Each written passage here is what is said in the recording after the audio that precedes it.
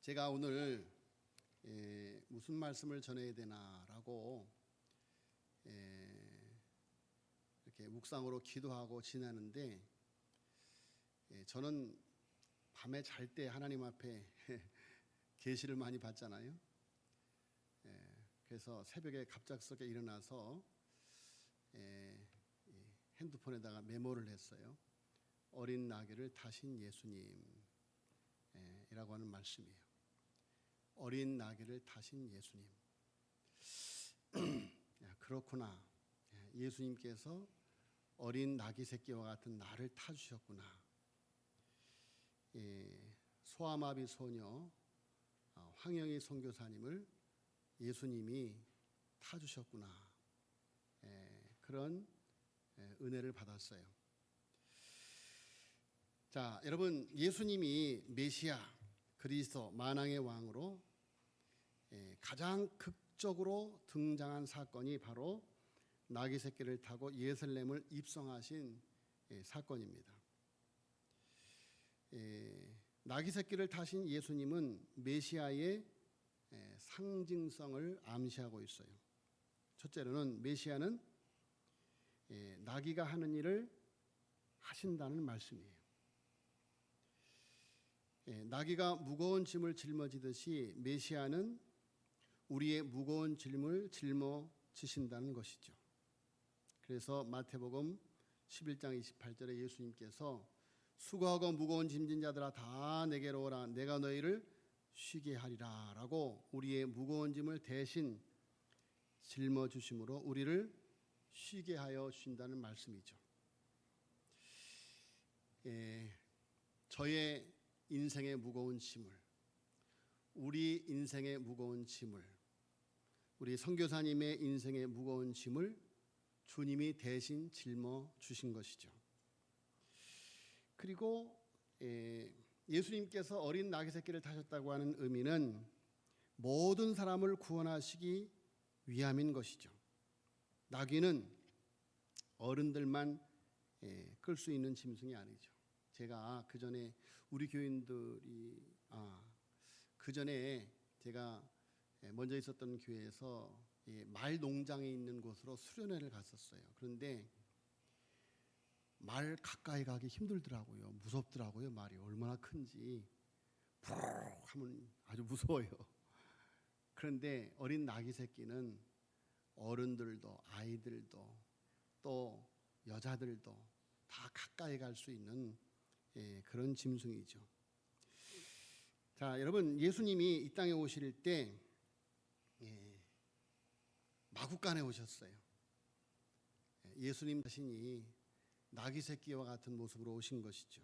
목수의 아들로. 그리고 또 나귀를 타시고. 그래서 동방 박사들도 목자들도 빈부 귀천 막론하고 다 가까이 갈 수 있는 분. 제가 이번에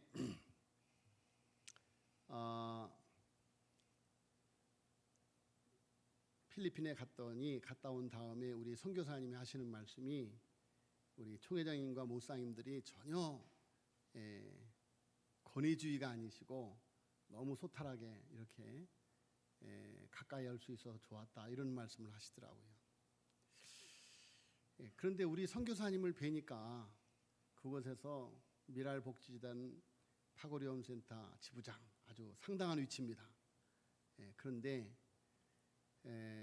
정말 너무 소탈하시고 너무 겸손하셔서 정말 누구나 가까이 할 수 있는 분이셔요. 그런데 이야기를 하다 보면 이분이 주님을 태우셔서 정말 큰 그리스도의 장성한 분량으로 스승의 부활, 제가 부활주일에 설교한 것처럼 스승의 부활, 정말 큰 사람이 되었구나, 큰 바위 얼굴이 되었구나 하는 그런 것을 느낄 수가 있었습니다. 자, 여러분, 예수님께서 어린 나귀 새끼를 타고 예루살렘 성을 입성하였다고 하는 것은 빈부 귀천을 막론하고 누구나 다 수고하고 무거운 짐진 자들아 다 내게로 오라. 동방 박사도 천한 목자들도 이렇게 격이 없이 다가갈 수 있는 분, 그분이 바로 예수님이시죠. 그리고 예수님께서 어린 나귀 새끼를 타셨다는 것은 나귀 새끼 같은 인생을 타 주신다는 것입니다. 잘 씻기고 빗질한 기름기 번지르한 준마가 아니라 모든 사람들이 외면하기에 딱 알맞은 나귀 새끼를 주님은 타신다는 거예요. 여러분, 부활하신 예수님이 교만을 내려놓고 죄인 중에 괴수의 자리로 내려간 나귀의 자리로 내려간 사울을 타주셨어요. 어부 베드로, 세리 마태를 주님은 타주셨습니다. 고린도전서 1장 28절에 보니 하나님께서 세상에 천한 것들과 멸시받는 것들과 없는 것들을 택하사 있는 것들을 폐하려 하시나니 이는 아무 육체도 하나님 앞에서 자랑하지 못하게 하려 하심이라 라고 말씀하고 있어요. 오늘 선교사님의 제목이 하나님이 능히 주시는 모든 은혜, 그렇죠. 나귀 새끼와 같은 우리들을 타주셔서 우리를 존귀케 하시고 하나님 나라의 위대한 증인으로 주님이 우리를 사용하고 계시는 줄로 믿습니다. 우리 황영희 선교사님, 주님께서 황영희 선교사님의 무거운 짐을 져주시고 그리고 황영희 선교사님의 인생의 승선해 주셔서 저를 위대하게 쓰신 그 놀라운 간증의 말씀, 오늘 시간 함께 듣기로 하겠습니다. 우리 나오실 때 할렐루야로 하나님 앞에 영광을 돌리겠습니다.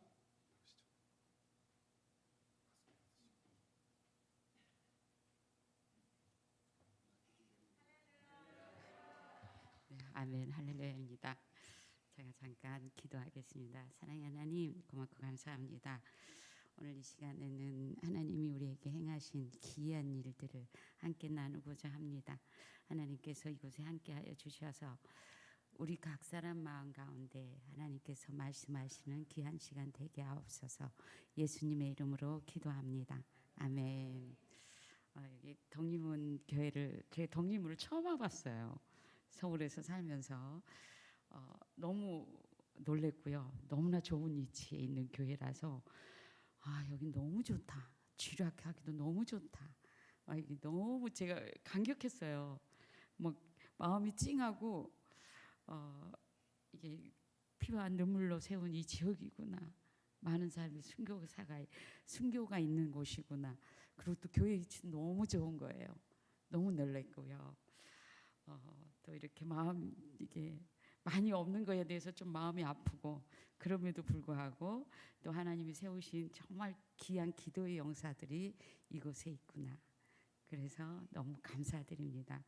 저는 오늘 목사님이 아까 읽어주셨는데 고린도후서 9장 8절의 말씀, 하나님이 능히 주시는 모든 은혜. 그래서 목사님 말씀이 좋으니까 저는 이제 하나님께서 어떻게 지금까지 저를 인도하셨는지, 이제 저는 아주 시골 전라도 시골에서 종갓집에서 태어나서 저만 예수를 믿었어요. 제가 다리가 불편한 관계로 우리 아버지가 제가 교회 가는 거를 막지 않으셨어요. 그래서 제가 이 집에 파수꾼의 역할을 하다가 하나님에 대해서 알고 싶어서 신학을 했는데 저희 아버지가 등록금을 안 주셨어요. 반대하시고. 그럼에도 불구하고 신학 공부를 하고, 또 제가 공장 가서 4학년 1학기 때 이렇게 졸업해서는 안 되겠다 싶어서 근로선교 쪽에 가서 3년 일하는 동안에 저는 많은 아이들을 전도도 하고 야학도 가르치고 이런 일을 했는데, 제가 하나님 앞에 늘 그때마다 기도하는 거예요. 하나님, 내가 무엇을 하면서 하나님을 기쁘게 할까요? 그때 저희 그 공장에 우리 전무님이랑 사장님이 여기가 딱이라고, 저희 교회가 믿는 직장이 한 400명 직원이 있는데 예수 믿는 곳이었어요. 그래서 일주일에 한 번씩 예배하는 곳이라서 예배인도 하고 애들을 야학도 시키고, 그래서 딱이라고 그랬는데, 저는 하나님 앞에 기도할 때마다 하나님, 내가 무엇을 하면서 하나님 기쁘게 할까요? 늘 이런 기도를 하는 거예요. 그렇게 기도할 때 하나님이 또 장애인 선교 기간을 만나게 해주셔서 장애인 선교 쪽에서 한 6년 일하다가 또 이제는 그 우리가 장애인 선교 일을 하다 보니까 기도하는 일보다 몸으로 움직이는 일이 너무 많은 거예요. 그러다 보니까 제가 어느 순간 하나님 앞에서 너무 멀어져 있다. 그 앙의 궁전에서 일을 하면서 주의 왕의 얼굴을 못 보는 그런 일이 있어서 멀리 있다는 느낌이 들어서 이건 아닌 것 같아. 그래서 다시 이제 기도를 하면서 중국 선교를 놓고 기도를 하고 있었죠. 근데 하나님께서 또 생각지도 않은 또 결혼을 하게 하셨어요. 저한테는 제가 장애인 근로선교 있을 때 또 저희 집에서 저만 예수 믿었다고 그랬잖아요. 근데 나중에 저희 집 장로님, 권사님 다 되어 있습니다. 지금은. 네, 그런 가정인데 그래서 하나님의 일이면 제가 어찌하면 하나님의 향기고 빛일까 하는 것 때문에 애를 썼는데 저한테 결혼은 제가 굉장히 이성적이고 어떤 부분에서 굉장히 뭘 일을 하면 판단하고 이렇게 평가하는 스타일이에요. 조금. 그런데 어느 날 하나님께서 결혼에 대한 사인을 주시는데 제가 받아들일 수 있는 게 아니었어요. 제 교회 형제 중에 함께 이렇게 기도 파트너가 돼서 기도를 하는데 그 형제는 결혼을 놓고 기도하고 저는 이제 중국 선교를 놓고 40이 이제 서로 이제 3명이 기도를 했었는데 2명의 남자 청년들은 청년이 아니었죠. 그때 30이 넘었으니까 결혼을 놓고 기도하고 저는 중국 선교를 놓고 기도 제목을 놓고 기도했는데 기도 끝날 쯤에 하나님께서 너가 해라 이런 한 일주 놔두고 그런 사인을 주시는 거예요. 이게 뭐지? 그래서 제가 태어나서 잠을 일주일 동안 못 잔 적이 그때가 처음이었어요. 그래서 제가 또 하나님 앞에 그랬죠. 하나님은 인격적인 하나님이니까 아마 내게 이렇게 말할 때는 상대에게도 말했을 거라 믿는다. 그리고 딱 끝나는 날 아무 얘기 없으면 이건 내가 분명히 잘못 들은 거니까 아무 일도 없을 거다. 이렇게 생각하고 제가 이제 기도를 했죠. 잠을 못 자고 하나님이 저한테 막 쏘는 거였기 때문에. 근데 그 형제가 저한테 기도가 딱 끝나는 날 자기를 놓고 기도해 보래요. 근데 제가 그때 막 화를 냈어요. 전 그때 제가 저희 선교단체에서 일을 했을 때 저는 간사장이었고 저희 남편은 회원이었어요. 근데 저희 남편은 그때 초등학교도 졸업을 안 했어요. 제가 장애인 선교 쪽에서 일을 했기 때문에 장애인하고 결혼할 수도 있겠지 이런 생각을 했는데 하나님이 저한테 그런 분을 붙여주실 거라고는 생각을 못했어요. 하나님 나한테 너무하시는 거 아니에요? 제가 그때 하나님한테 배신당한 느낌이었어요. 그래서 그때 아브라함이 이삭을 바칠 때 그리고 마리아가 하나님 앞에 주의 계집종이 오니라고 순종하는 게 얼마나 힘들었다는 거를 제가 그때 느낀 거예요. 그래서 근데 이제 그래서 제가 저희 신랑이 그 얘기를 할 때 어떻게 나한테 이럴 수가 있냐 딱 그랬더니 그분이 하는 말이 자기가 그 얘기를 꼭 해야 될 것 같다는 거예요. 하라 하신다는 거예요. 그래서 제가 그때 신랑한테 했죠. 아무 얘기도 얘기 안 했으면 좋겠다. 일단 나 다시 기도해야겠다. 그래서 한 달을 제가 기도를 하나님한테 시기를 했죠. 그때 하나님이 저한테 주신 건 하나님이 저한테 결정적인 순종을 요구한 거잖아요. 근데 저희 아버지, 저희 가정한테 얘기했더니 저희 아버지 내가 네가 하라는 거 다 해줄 테니 유학 가도 좋다. 다 해줄 테니 안 된다는 거예요. 근데 저는 하나님이 저한테 결정적인 순종을 요구하는 거잖아요. 그래서 하나님 저 그냥 중국 선교 가겠습니다. 근데 그때 기도할 때 제게 보여주는 거는 뭐였냐면 내가 지금 하나님이 나한테 결정적인 순종을 요구하는데 내가 중국 선교 가서 어떻게 아버지의 이름을 부르면서 기도할 수 있을까? 캄캄함을 보여주더라고. 그래서 제가 이제 결혼을 하기로 했죠. 그래서 저희 결혼식 때 저희 친정 중에서 아무도 오지 않았어요. 그래서 그렇게 하나님 앞에 또 순종하고 그때 제가 선교사를 신학 졸업할 쯤에 꿈을 꿨고 또 이렇게 장애인 선교단체에서 일하면서 꿈을 꿨고 결혼을 또 장애인 저희 남편이 휠체어를 타요. 그렇기 때문에 저는 선교에 대해서 다 이제 내려놓은 거죠. 내려놓고 이제는 한국에서 이제 장애인 복지 쪽이나 노인 쪽에 일을 해야 되겠다. 근데 계속 저는 이제 법인에서 일을 사무장으로 일을 하고 있었고요. 그때 저희 신랑한테 제가 그 얘기를 했어요. 앞으로 10년 동안은 내가 잘난 척을 할 테니까 10년 동안 열심히 공부했으면 좋겠다. 그래서 저희 결혼 딱 10년 될 때 저희 신랑이 경희대 사회복지 행정대학원을 졸업했어요. 열심히 공부해서. 그래서 또 이제 대학원을 졸업한 다음에 저희는 이제 저희 신랑은 장신대학을 준비하고 있을 때 하나님이 갑자기 또 선교사로 콜링을 하는 거예요. 또 갑자기 너무 하나님이 또 제가 고집이 세니까 하나님 저한테 이렇게 좀 강하게 일하시는 것 같아요. 그래서 또 하나님 갑자기 쏘는 바람에 선교사로 또 부른 거예요. 그때는 저희 남편도 있죠. 애들도 어리죠. 그래서 제가 하나님께 또 따졌죠. 하나님 어떻게 해요? 왜 지금이냐고. 내가 가려고 할 때 그때마다 막으셨어요. 왜 그때는 막으시고 왜 지금이냐고. 왜 지금 저한테 그렇게 사인을 하시냐고. 또 하나님한테 막 실개기를 했죠. 또 하나님께서 또 마음을 만져주시니까 또 순종하고, 그리고 제가 2월 28일까지 일하고 3월 2일부터 또 선교훈련 받고 6월 달에 선교지로 갔죠.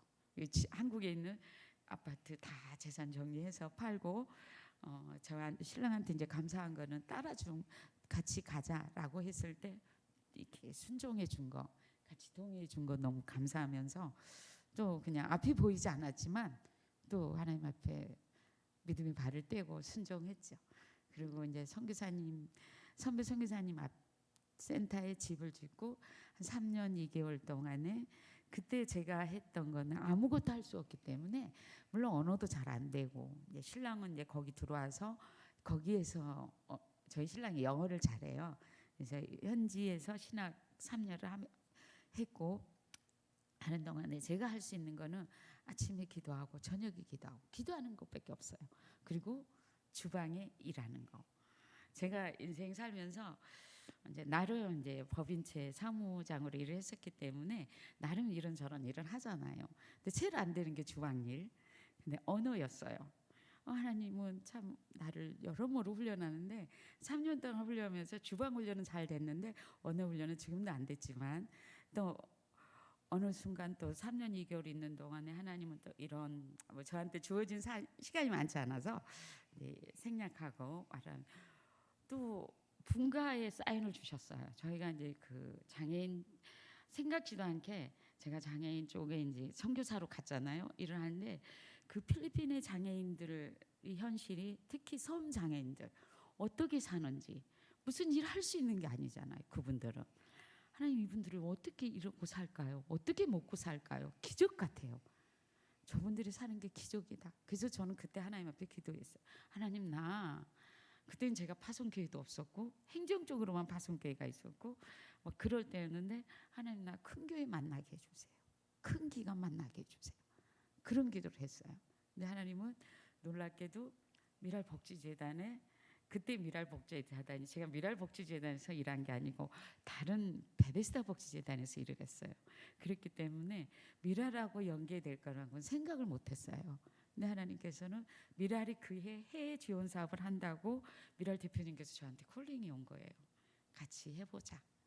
그래서 미랄하고 연계돼서 미랄 프로젝트 매니저로 일하면서 우리 장애인들을 도울 수 있는 길이 열린 거예요. 그래서 장애인들을 이렇게 찾아다니는 조사를 하면서 다 죽어간 아이를 발견하면서 그 아이를 데려와서 고쳐놨는데 갈 곳이 없는 거예요. 그래서 장애인 공동가정을 시작했어요. 근데 어느 날 우리 공동가정에 도둑이 들었어요. 근데 저는 센터에서 살고 센터 집은 큰데 이제 저희 목사님이 이제 장애인 쪽에 이해가 없으니까 되게 힘들어 하시더라고. 그래서 제가 밖에다 집을 얻어서 우리 장애인 5명에 교사 2명 이렇게 세워서 장애인 공동가정을 했는데 그곳에 도둑이 들어온 거예요. 그래도 다행히 조그만 것만 훔쳐가고 사람에게는 아무 피해가 없었어요. 그래서 제가 그때 하나님 나 우리 아이들하고 같이 살게 해주세요. 살게 집을 얻게 해주세요. 근데 이제 집을 얻으니까 너무 렌탈료가 비싸잖아요.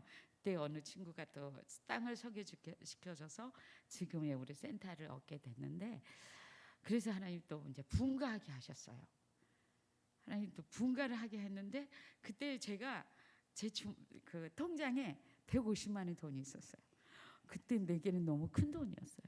한 150만 원 있으니까 이거는 필리핀에서는 집을 얻으려면 이게 3개월치의 디포시트를 내야 돼요. 그래서 3개월치 디포시트를 내고 나니까 딱 맞는 거예요. 그리고 그 생각만 하는 거예요. 지금 생각해도 내가 그때는 좀 이렇게 지금 이렇게 세상사로 말하면 좀 이렇게 정신이 돈 거죠. 예, 그 앞을 안 봤으니까 이사를 딱 해놓고 짐 정리하면서 마당에 딱 앉았는데 이 집이 한 달에 50만 원씩이었어요. 렌탈료가. 하나님 어떡하죠? 내가 지금 무엇을 한 거죠? 저는 이제 돈이 하나도 없죠. 하나도 없었는데 하나님 내가 어떡하죠? 어떡하죠? 이렇게 있는데 저희 후배한테 딱 전화 온 거예요. 그래서 언니 무슨 일 있어? 그래서 나 이런 일을 벌려놨어. 나 이랬더니 그 친구가 렌탈료를 다 대준 거예요.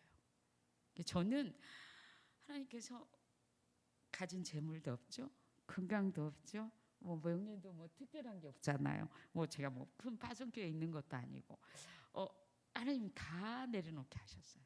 근데 그때부터 하나님께서 저희한테 하늘 문을 여셨어요. 하늘의 문을 여시고 축복하기 시작하는데, 제가 이제 또 미랄에 이제 2014년부터 이제 지부장이 됐어요. 지부장이 되면서 월급도 나오죠. 제가 2013년에 분가했는데 월급도 나오죠. 또 이제 코이카 지원 사업을 코이카 이제 봉사단원이 오기 시작했어요. 그러면서 7명의 한국 직원이 붙어지기 시작한 거예요. 그러니까 이제 놀라운 일을 하게 된 거죠. 그때부터 저희 센터가 저희가 이제 이전하고자 하는 센터가 저희 지역이 아동 성 사이버, 그러니까 필리핀에서 유명한 지역이었어요. 저는 모르고 그 땅을 샀는데, 아동 성 사이버란 뭐냐면 이게 자기 자녀들을 동영상으로 그 성행 유사 행위를 해서 그 동영상을 찍어서 파는 거예요. 그게 이제 영국의 사람들이 와서 그 일을 한 거예요. 그래서 영국 경찰들이 2012년에 저희 지역을 와서 우리 동네 사람들을 75명이 한꺼번에 잡혀간 거예요. 그리고 우리 아이들도 많은 아이들이 아동 이렇게 보호시설로 이제 넘어가고, 2살짜리부터 시작을 한 거예요. 4살 애부터 그런 일이 연루된 거예요. 그래서 많은 지역 주민들이 2012년에 많이 끌려갔잖아요. 근데 저희가 2013년에 거기 갔어요. 아무것도 없는 하나님의 은혜로 땅을 사고, 거기에 막 저희 지역이 막탄 지역은 흙이 없어요. 바위돌이에요. 그래서 막 사람들이 이렇게 돌을 파서 파는 지역이기 때문에 돌이 푹 이렇게 된 지역이에요. 훅 들어가 훅 나온 지역. 막 그런 지역이 왜 저는 그렇게 이뻐 보였는지, 너무 예뻐 보이는 거예요, 그 지역이. 그래서 샀어요. 샀는데 저희 필리핀 친구들이 왜 그 지역이냐, 그런 곳이다, 이렇게 얘기를 한 거예요. 근데 이제 한 친구만, 사회복지 쪽에서 일하는 친구만, 고맙다, 너희가 그 지역에 와줘서. 그래서 저희는 이제 그 지역 들어가서 담장을 쌓고, 이제 저희가 그 담장 싸는 동안에 제가 이제 한국적인 사고 방식으로 저희 장애인 쪽에 장애인 시설을 하려면 지역 주민하고 조금 떨어져 있으면 참 향이 높고 좋겠다. 그래서 주민이 있으면 저희는 조금 떨어져 있어요. 그 변두리에 땅을 산 것이었어요. 이제 그런 지역에 이제 저희가 땅을 사고 땅을 메꾸고 하는 동안에 제가 이제 일을 하면서 지역 주민들한테 뭐 오다구, 수건하고 다 돌렸어요. 근데 그 지역에 돌리는데 어떤 사람이 천을 이렇게 쫙 돌리고 나오는 거예요. 어떤 아저씨가. 저 사람은 그 불교 도승인가 보다. 저는 그렇게 생각했어요. 근데 그 지역이, 그 사람이 정부 살인업자 대표였던 거예요. 대빵이었던 거예요. 그러니까 저희 지역이 이렇게 저희 센터가 있으면, 우리 이 지역은 아동 성사회보로 유명한 지역, 이쪽 지역은 그 살인업자들이 사는 후곤 지역이라고. 마약업자들 이런 쪽에 사는데 저희 중앙에 센터가 저희 센터예요. 이 사람이 거기 대빵이었던 거예요. 근데 거기에 이제 저희가 이제 담장을 쌓고 그러려고 하다 보니까 그 철근 같은 걸 많이 사놨잖아요. 막 그 허벌판에 그런 걸 사놨는데 이 사람이 우리 밤 가드를 서주겠대요. 제가 얼마나 마음이 그러겠어요. 근데 이 사람이 요청하면 아무도 거절할 수 없는 거예요. 살인업자 청부 사람자 대빵이니까 아무도 거절을 못해요. 아니 뭐 어떡하죠? 그래서 제가 소개한 저희 일꾼이 그렇게 얘기해서 안 한다면 어떻게 안 한다면 안 되냐 그랬더니 해야 된다는 거예요. 잠이 안 와요. 그날 밤 잠이 안 와서 하나님 어떡하죠? 막 이러고 있는데 그 다음 날 저희 후배한테 전화가 온 거예요. 이 친구가 내가 이제 선교사로 오니까 자기도 오고 싶다고 자기 동생한테 얘기하니까 자기 동생이 그랬다는 거예요. 그 친구가 이제 누나는 안 돼. 누나는 파편 맞고 영희 누나는 총을 맞아서 총 맞았기 때문에 아무도 손 못 대. 그러니까 괜찮아. 이렇게 얘기했다고 그 친구가 전화로 얘기를 하는 거예요. 근데 그 친구의 얘기를 딱 듣는 순간 내 마음이 너무 편해진 거예요. 그치? 하나님이 하시는데 내가 왜 걱정을 하지? 걱정이 하나도 없어 버린 거예요. 근데 놀랍게도 그런 대빵이 저희 건축 현장을 지켜주니까 잔챙이 도둑이 하나도 안 들었어요. 그래서 저희 선교사님들은 막 건축하는 동안에 뭐 잊어버렸다 막 이렇게 얘기하는데 저희는 하나도 잊어버리지 않은 거예요. 그래서 저희가 담장 쌓고 건축하는 동안에 저희 그 코이카 지원 사업으로 단원들이 왔다고 그랬잖아요. 그때 저희 단원 아이들을 저희 지역의 아이들은 저희는 이게 한 평 정도의 창고를 지어놓고 거기서 애들이 오는 대로 주일학교를 했어요. 건물이 없죠. 저는 이제 저희 집에서 오전에는 예배 드리고 오후에는 그 창고에서 예배를 드리는 동안에 2년 동안 이제 건축 못하고 이제 거기에 있는데 날마다 애들이 오는 거예요. 애들이 매일 불어나서 10명에서 20명, 20명에서 30명, 막 30명에서 60명, 70명, 80명 막 이렇게 되는 거예요. 그렇게 하는 동안에 우리는 이제 우리 단원들이 오니까 막 텐트 쳐놓고 어떤 거는 막 그늘만 생긴 데서 우리 아이들한테 뭐 피아노, 그 다음에 기타, 아코디언 막 이런 것을 가르쳤어요. 그리고 태권도 이런 거를 가르쳐서 국가 지원 받아서 우리 그 코르도바시에서 가장 큰 데다가 무대에다 우리 아이들을 올렸어요. 그리고 거기에 지역 주민들을 다 불렀어요. 한 500명의 지역 주민들을 다 부르고 엄청난 큰 무대에서 우리 아이들이 우리 장애인과 비장애 아이들이 발표를 했어요. 그리고 그때는 제가 방송을 CBS 순종이란 3부에 제가 출연을 한 케이스가 유튜브 쳐보면 나와요. 그래서 그때 CBS에서 나와서 그 방송을 찍었어요. 그러니까 무대가 엄청 커 보이잖아요. 엄청 클 때 사람들이 와가지고 그 이후로 이제 저희 지역 주민들이 이제 그 행사가 딱 끝나고 나니까 지역 주민들이 저희한테 얘기를 하는 거예요. 그리고 저희 신랑이 저희 집하고 우리 그 센터하고 떨어진 게 한 10분 거리 떨어져 있는 지역에서 저희가 살고 있었는데 스쿠터 타고 왔다 갔다 할 때 저희 지역 주민들이 그랬대요. 저건 쇼야. 너희 거기 가면 안 돼. 저 사람이 너희들을 잡아다가 팔 거야. 저희 지역 안에 그런 사건도 있었던 거예요. 필리핀은 간헐적으로 그런 게 있어요. 애들을 데려다가 장기를 빼가는 그런 사건도 있었던 거예요. 그렇게 너희들을 팔 거야. 이렇게 이제 막 얘기를 한 거예요. 그래서 애들이 이제 좀 있는 집 사람들은 애들은 안 오고 이제 변두리 애들만 온 거예요. 저희 센터를 그동안은. 그런 아이들을 가르쳐서 그렇게 무대에 올려놓으니까 이제 놀라운 거죠. 그래서 지역 주민이 그때부터 이제 가도 돼. 그리고 본인들을 얘기를 한 거예요. 그래서 그때부터 저는 저희 지역 주민들을 불러다가 2달에 한 번씩 부모 교육을 시킨 거예요.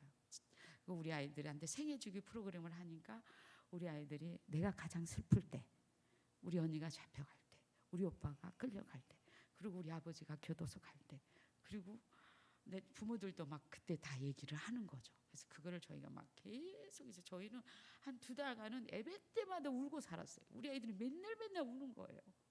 오만 하면 우는 거예요. 저희도 울고 막 그런 일이 막 있으면서 이제 주민들을 위해서 하여튼 부모 교육을 신앙교육보다 더 많이 시켰어요.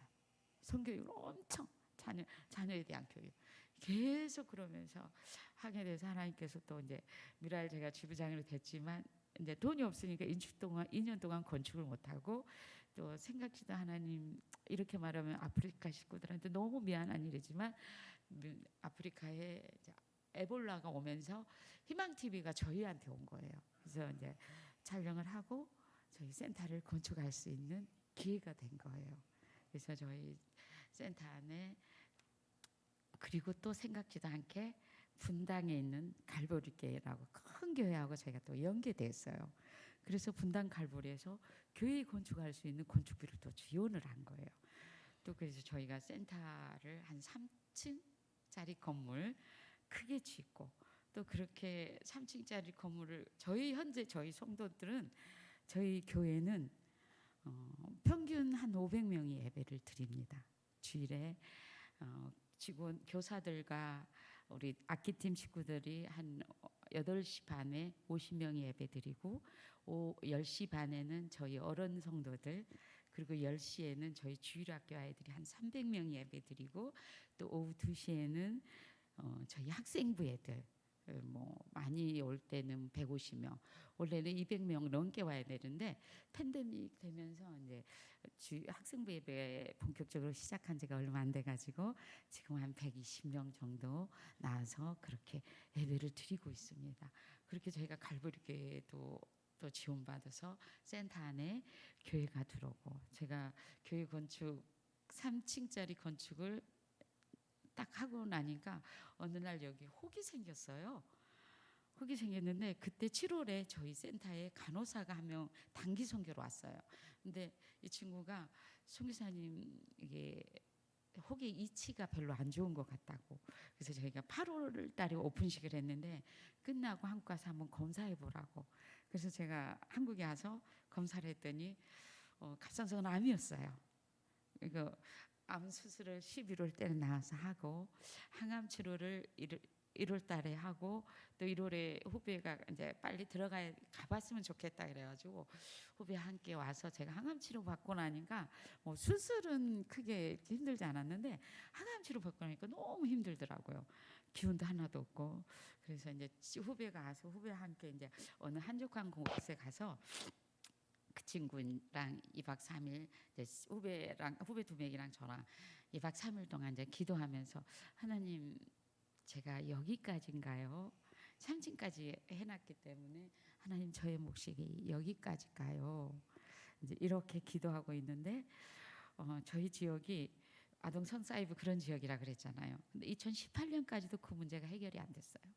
그래서 간헐적으로 그런 문제가 있어서 저는 저희 교회가 위치한 지역에 8개 마을이 있는데 이 8개 마을에 2명의 부모 대표들을 세워서 매주 저희 가정들을 방문하겠어요. 저희 아동 결혼하는 가정들을 방문하게 해서 아이들이 학교 잘 가고 있는지 가정에는 문제가 없는지 계속 이거를 조사하게 했었어요.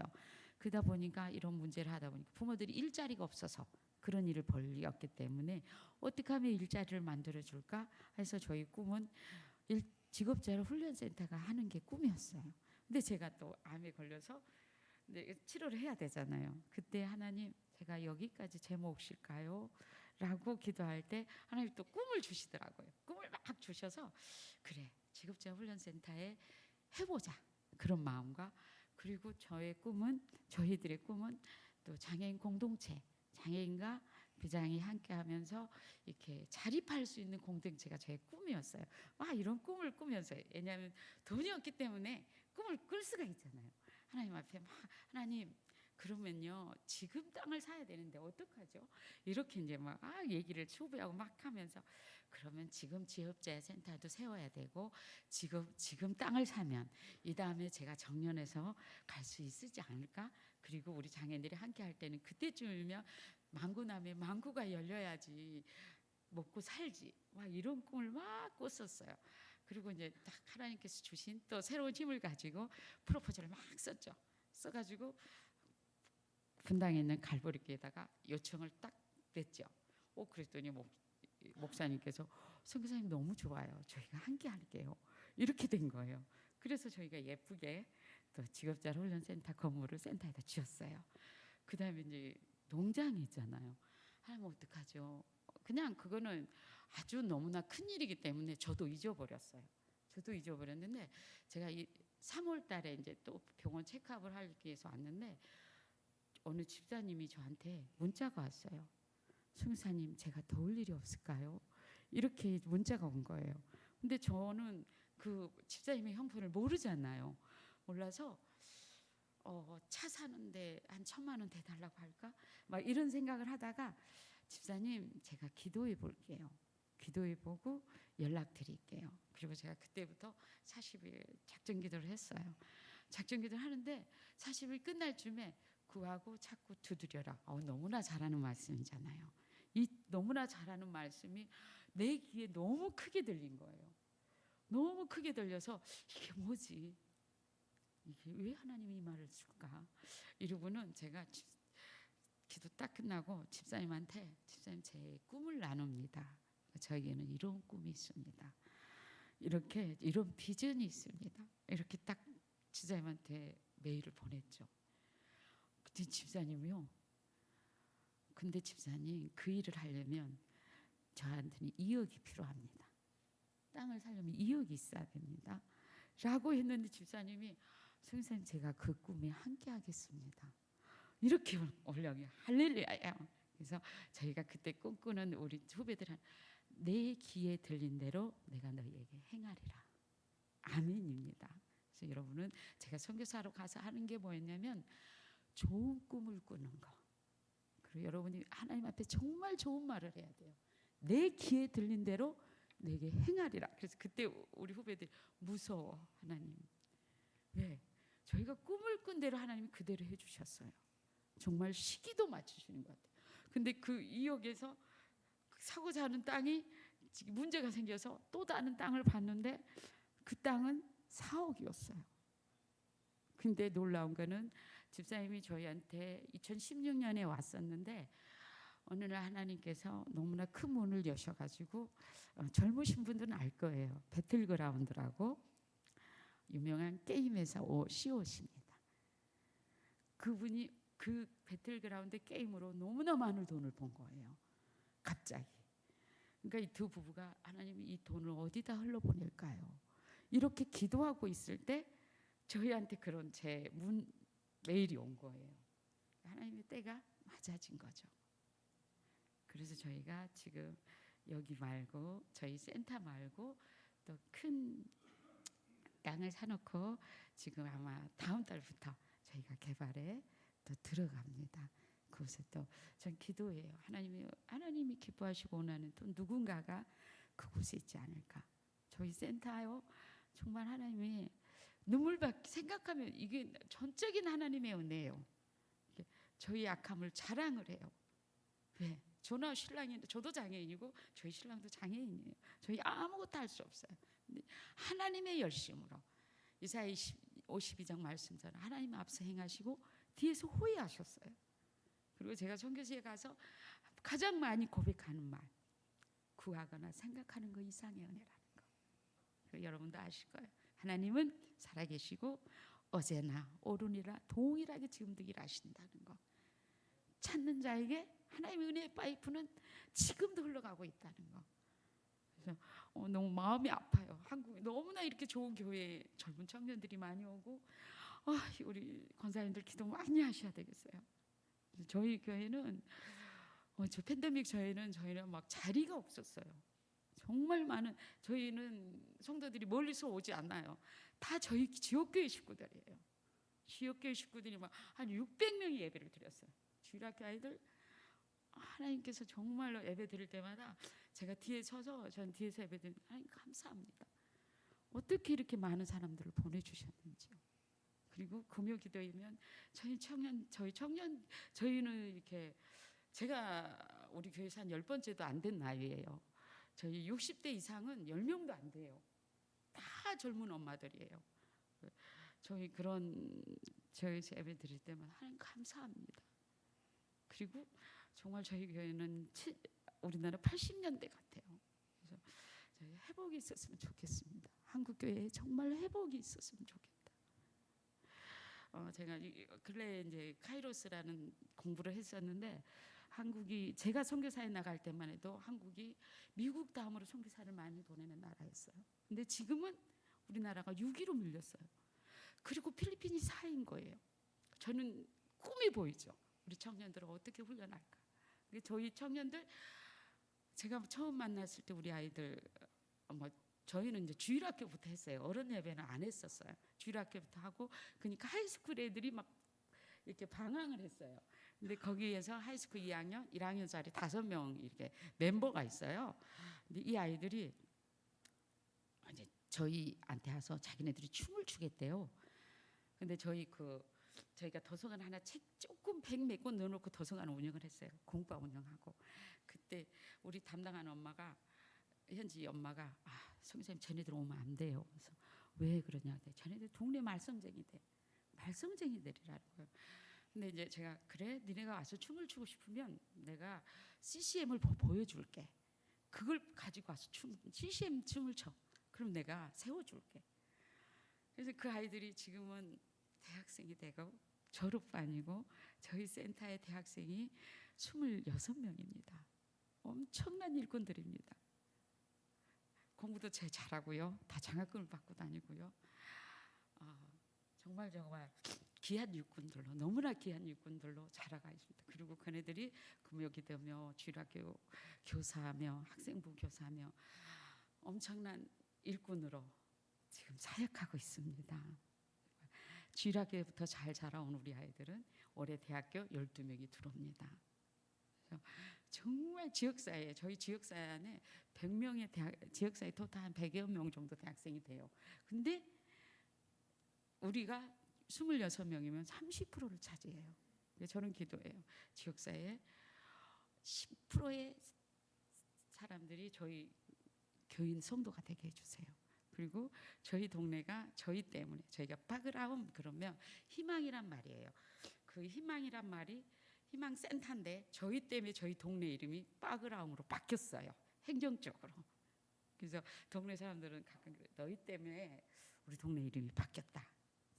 순옥이었는데 지금은 빠그라움 센터로 바뀌고 그리고 저희 지역사회는 이게 막 피에스타가 많아요. 그러면 청년 피에스타가 있어요. 그게 주일날 하는 거예요. 청년 피에스타가. 근데 저희 아이들이 공부도 잘하는 아이들이요. 지역사회 내에서 다. 그런 아이들이다 보니까 이제 피에스타 할 때 안 간 거예요. 그러니까 지역사회에서 안 가겠다. 그러니까 그러면 우리가 토요일로 바꾸겠다. 주일날 하던 거를 우리 애들 때문에 토요일로 바꾼 거예요. 근데도 우리 주일학교 아이들, 이 청년 애들 중에 그런 데는 가지 말자. 찬반이 나는 거예요. 그래서 결국 저한테 온 거예요. 그래서 제가 그랬죠. 가지 말고 너희 때문에 바뀌었는데 너희 때문에 바꿨기 때문에 너희는 가서 CCM송을 해라. 그래서 저희가 이제 가서 참여하고 그래서 지역사회에 도면 저희 지금 현재 저희는 장학 결혼 사업을 한 700명 정도, 690명 정도 하고 있고요. 그 교회는 저기 우리 장애인 주간보, 지역사회 장애인 쌀 나누기, 그리고 공부방, 그다음에 유치원, 도서관 운영, 그리고 뭐 학용품 지원 여러 가지 사역들을 지금 하고 있습니다. 그리고 지금 준비하고 있는 게 하려고 했던 게 이제 팬데믹 때문에 아직 시작을 못했는데 직업재활 훈련센터. 지역 주민과 장애인과 함께하는 커피숍과 마사지샵, 네일아트샵 이런 것들을 하려고 지금 준비하고 있습니다. 그래서 제가 여러분한테 정말 저희 하나님은 여러분의 얼굴을 보기 원하잖아요. 여러분에게 여러분을 지키시기를 원하고 또 여러분에게 은혜 베풀기를 원하고 여러분에게 평강 주시기를 원하는 하나님. 그 하나님을 붙들고 우리 삼덕교회가 제가 다음에 또 왔을 때는 정말 차고 넘치는 정말 하나님의 은혜가 물된 동산같이 흘러가는 그런 교회 되기를 주의 이름으로 축복합니다.